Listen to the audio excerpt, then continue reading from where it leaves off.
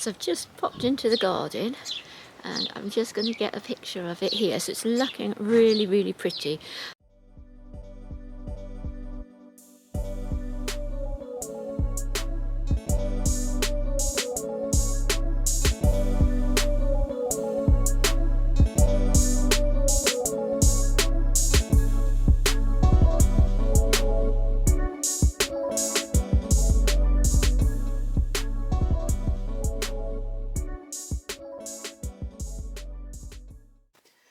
So working on the peasant stop, I'm going to put a link up here which will show you how to prepare your fabric and how to cut your fabric. So you can watch that before if you haven't done it before. But this is a very easy pattern to follow. We're just cutting out the striped pieces for this one. So you should have 4 pieces. You've got the bottom, the very bottom, the middle, the top and the waistband. Okay, so with the bottom one, we have a piece, it's doubled over, and we have, and we're going to stitch a French seam in here. Same with that middle piece, it's just got a small piece on the end. It'll all depend on the size you've got, so we'll have a French seam in that one. This top piece doesn't need a seam, but this one will need to be folded in half because this will be your waistband. Okay, so we're going to do that. We'll take that to the sewing machine and the iron. So I am going to be working on a 2-year-old size for the sewing. So to start us off, I've just pinned the 2 largest pieces together, and I've pinned them so that the right sides are on the top and bottom. Okay, so this is your right side and this side is your wrong side. So the right sides are on the top and bottom of that one, and I've done the same with my middle piece. I placed those on so that they are on the top and bottom, and then we will take them to the sewing machine and we will stitch them straight across here with a back stitch this side and a back stitch that side. So with this project, I'm going to be using this Isacord thread. Okay, I'll let just see if can you see, hopefully you can see that. This is what I'm going to use with this project. It's just a blue. I use the Isacord. I prefer the Isacord myself. You choose whatever thread you feel is best for you. The reason I use this one is because it doesn't keep breaking all the time while you're sewing with it. So I'm just going to use an Isacord thread, and I'm just going to thread up the machine. So drop your needle, drop your foot and pull your needle to the highest you can get it, and then thread it. If you've got a needle threader on yours like this one here, and you can use it, that would be a good thing to use, but mine doesn't work, it's so old. So there we go, so that's my needle threaded, and I'm just going to lift my thread through and bring up my bottom thread. Sorry, I knocked the camera. Bringing up the bottom thread, and I'm going to pop that behind my foot. Okay, so I'm going to pop in the plate. Okay, so with this, when we're doing our stitching on our French seam, we just need to have an 1/8 of an inch on this side. Now you can do 2 things. You can sew it at 1/4 of an inch, or you can sew it at 3/8 of an inch and then cut it back, or if you think that you'll be able to, you can just sew it at that 1/8 of an inch. And if you think you can keep that straight and sew it at the 1/8 of an inch, we can do that. So I'm going to sew this one at the 1/8 of an inch. And I'm going to do a back stitch, and then we're going to go all the way along, and I'm going to do that one at the 1/8 of an inch, and then I will show you with the other one how we do it at 1/4 of an inch.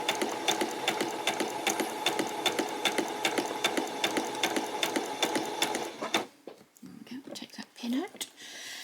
And did you see how the pin was sort of pushing the fabric to one side? That's just where the head of the pin was. So be careful when you are coming up to your pins, making sure you keep that absolutely straight. There we go, and I'll just do a back stitch. There we are. Okay, so we'll lift that one out. I'm just going to break the thread on my thread cutter, which I've got on the side of my machine. If you haven't got one, don't worry. Okay, remove the thread on this side. Oh, that's Somebody's been using my scissors. There's a piece of sellotape on there. I wonder who that was. Yes, I saw this lovely one, and they'd gone to heaven, and he said in this joke, you can go to heaven, but you can't come in anymore because you used your wife's sewing scissors to cut paper. And I thought that was really funny. So there we go. So that's that one. So we're going to put this one on at 1/4 of an inch. And I don't know if you can see on mine, there's a little mark where there is 1/4 of an inch. So I'm going to remove that pin. Now you can get a 1/4 inch foot. Like that. Okay, so that would make it so that you know that that would be exactly 1/4 of an inch if you wanted to do that. Or if you've got a foot like this, you can measure where the 1/4 of an inch is. I did that, and then I marked it. And I don't know if you can see the little mark where it is just there. I just used a blade and just mark where it is. Okay, so that is where my 1/4 of an inch foot is on mine. So I'm going to come in. I'm going to do some back stitches, and I'm going to come all the way across, keeping that lined up with the mark on my foot.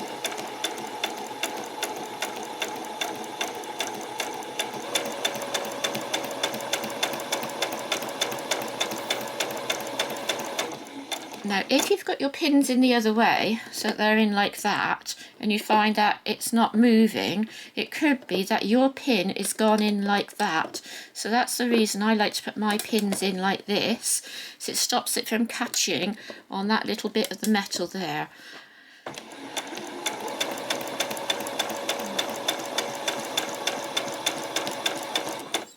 Then I'm going to take my pin out, and then I'm going to come to the end.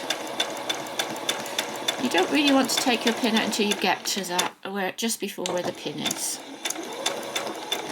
Do a back stitch and then come back off. Okay, so I'm going to come off, and I've got my scissors, and I'm going to neatly cut that off. And always pull out enough cotton here, because if you don't pull out enough cotton, you'll find that when you next go to do the sewing, it'll come up inside the needle and it'll unthread your needle. So always give yourself a little bit. You want about 5 inches, say, over the side. Okay, so here it is. So we've got it here, and we're going to just snip off the end like that, which we've got there, and then we're going to get our scissors, and hopefully you'll be able to see this fine, and we're going to come along and we're going to trim it back so all we have on that side is 1/8 of an inch. I think it's 1/2 centimetre. I know I'm in the UK and I'm working with centimetres in the UK. If you find you've got a lump sticking out, just come back and go over it. But what it is because all of my because I was a quilter before I started sewing clothes, everything I've got is done in inches rather than in centimetres, and all the patterns are in inches. So I've tried to do that because all my rulers and everything like that are in inches. So that's why I'm giving you inches. So that's that one. This one we don't need to where is it? This one we don't need to cut back because I only sewed that one at 1/8 of an inch. Okay, so that's like that. So I'm just going to take them to the iron now. I'm going to fold them back like this, and we're going to iron right the way across here to make sure that lays nice and flat. Okay, on both pieces. So I've just ironed that, and I'm going to come in and I'm going to place it so it's on where my 1/4 of an inch mark there. All right, and I'm going to come in at 1/4 of an inch and stitch that right the way down. Okay, back stitch, and then all the way across. And if you would prefer, you can leave your needle in the down position whilst you're stitching, if you're worried about it pulling out when you move it. And then we're going to go with back stitch again. I would keep my hand on there if I was you at all times, but I'm trying to do it for the camera. Okay, so now with our next piece, this is a little way of saving thread, especially if you're doing loads and loads and loads. What you can do is just keep your piece of fabric on there just like that. Okay, and then you'll come in and you'll just come across like that, and you'll place your next piece on. Okay, and then you'll save a tiny bit of thread. But obviously if you're doing loads and loads and loads and you're sewing like 5 or 6 skirts each time, you're going to save that 5 inches. So come across and then we'll just bring that piece in. And keeping that there, we'll do a back stitch. And then we'll go all the way across. Keeping that on that 1/4 of an inch.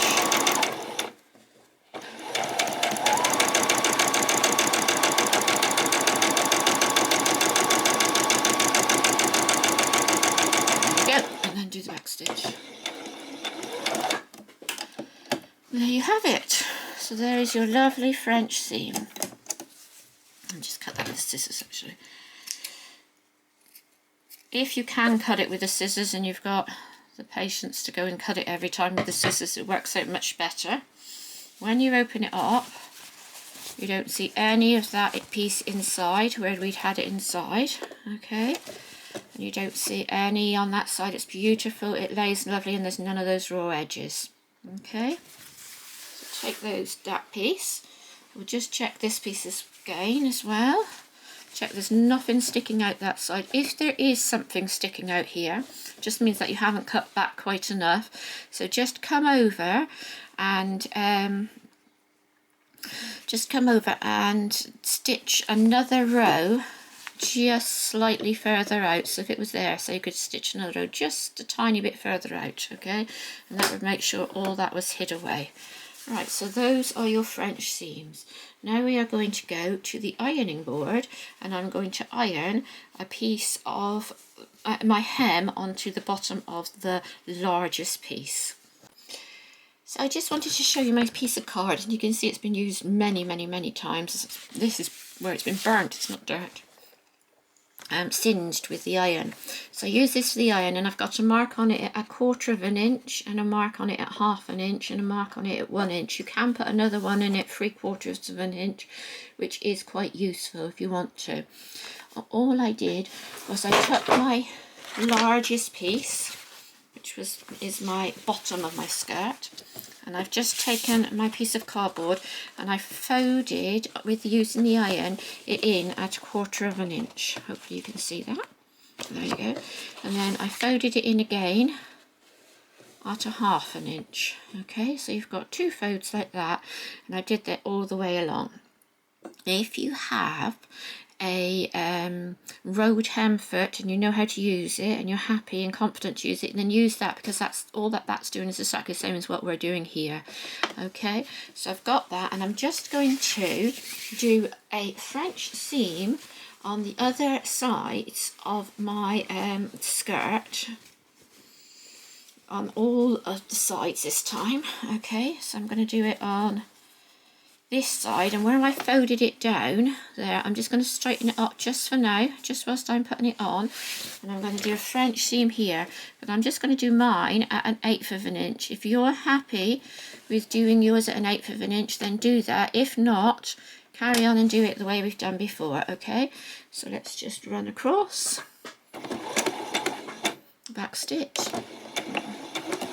Before I started this project, I cleaned out my sewing machine, made sure there was no fluff in it, and I also went over and put a new needle in it as well. So you might like to do that if you are, before you start any new projects. I always try and do that. So that was my bottom one. This is going to be my middle one. Is it? Yeah, this is my middle piece, this one. So I'm just going to come on and do exactly the same here. I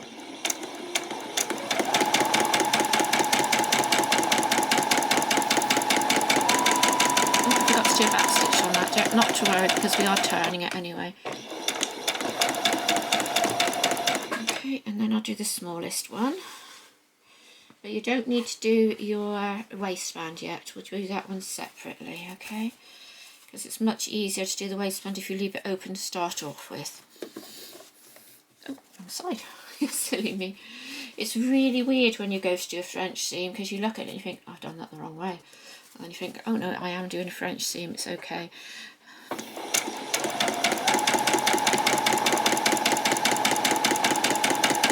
do a back stitch there either. My mind is still dopey. I've had COVID about 2 weeks ago, coming up for 3 weeks now, and I'm still a bit dopey. So if I do things wrong, please forgive me. Gosh, I have had it, would you believe, I've had all the vaccinations and I've had it 4 times. This last time was horrendous. It was one of the worst I've actually had. I did think that this time I was going to die. I constantly had that finger thing on my fingers, trying to make sure I had enough oxygen in me, and it kept going down and down and down, and I was thinking, oh gosh, I might have to ring in a minute for an ambulance or something, but then it would just come up again a bit, and I was trying to get up and walk around, because I'd heard that sometimes helps if you're laying down too much, so that sort of can make it bad or whatever, so but I am getting over it, but I've still got a pain in my chest, and as I say, we're on 3 weeks now on, and it's still, and sometimes you can hear me sort of trying to breathe a little bit, like I'm gasping for breath a bit when I'm sort of doing it. So I've done that, and then I'm taking this to the iron, and I'm going to I've just finger pressed it, so you can just finger press it if you like, or if you want to, you can take it to the iron. You see that just pulls it down. I'm going to come in again at 1/4 of an inch there, between 1/4 and 1/8, and we're going to come on and do a back stitch, and it's important that you do a back stitch on this piece. Come all the way down, trying to keep that on that same place.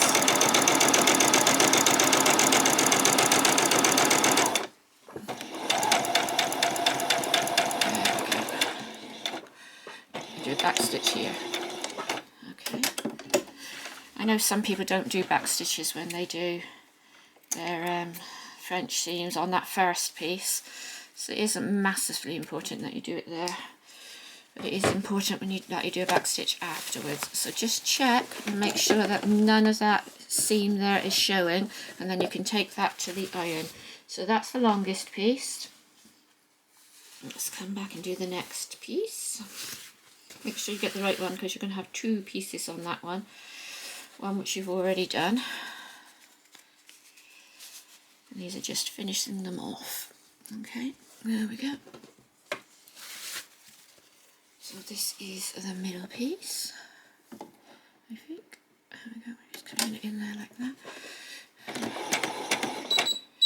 Back stitch. My machine just makes that noise, so don't take any notice of it.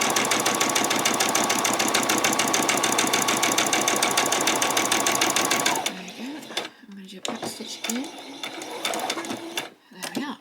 Okay, that's that one. Take my scissors. And there.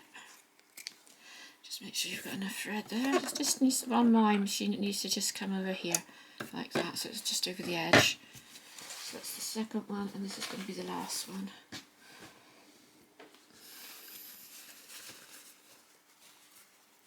I'm really hoping that you're getting a good view here. I know that I've had real problems with getting anywhere where I can get a good view of the actual sewing machine. Tried all sorts of things to get it right. Back stitch, and then all the way down.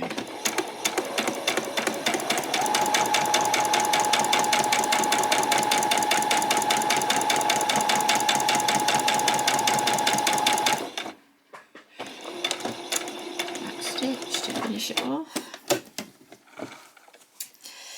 Snip your ends on both ends, and then just check that you definitely have got all the way down and there's nothing coming through.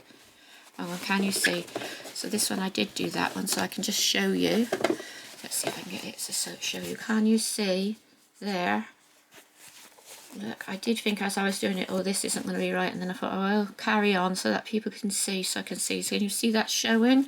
We don't want that showing, so I'm just going to come back across, and I'm going to do it slightly further over, and then it definitely won't show, and I've got it on that, let's just move it, so it's definitely on that 1/4 inch mark. So I'm just coming in about another 1/8 of an inch. I just realised I didn't put that stitch in. Not do that much, is that? Just coming in on that, about an 1/8 of an inch over to make sure I've caught all of that seam inside. Back stitch. Okay, and then lift that and cut that off. There we go, 1 and 2. And when you turn it over now, you should have a beautiful seam. There you go. Okay, with no bits coming out, all right? So there we go. So that's all your pieces like that done.